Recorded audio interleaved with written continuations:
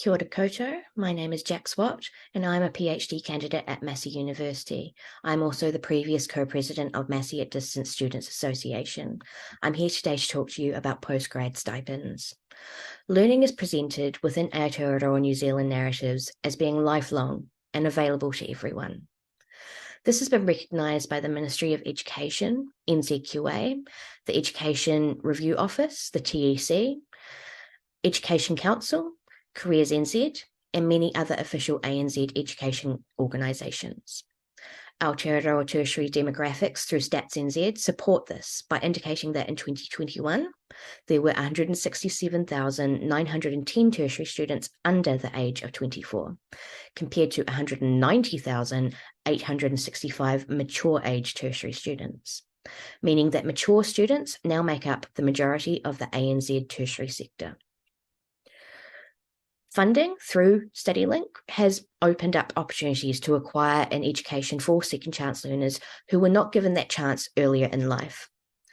Student loans, student allowances, and even student living costs all provide support in a way that gives opportunities to those who have had no other alternative pathways to allow them to enter into higher education.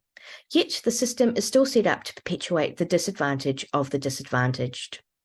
Postgraduate studies, especially advanced degrees, such as Masters and PhD, are still difficult pathways to follow in ANZ, unless you come from privilege.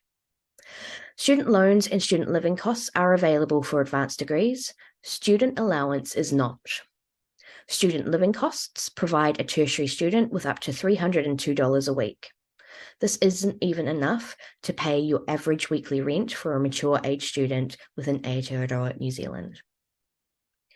Most advanced degrees have a relatively high grade point average threshold to enter into such programs.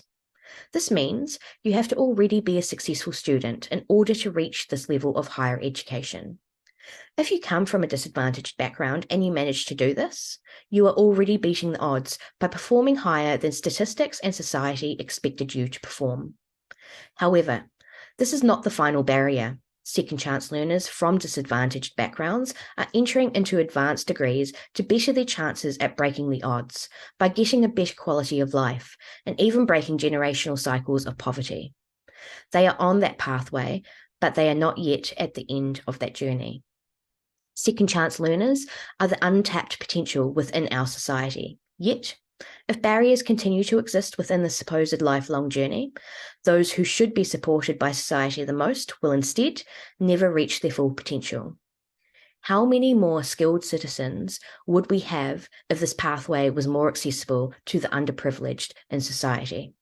Those who are not privileged enough to have financial options that support them enough to pay for their most basic needs, food and rent, whilst they study.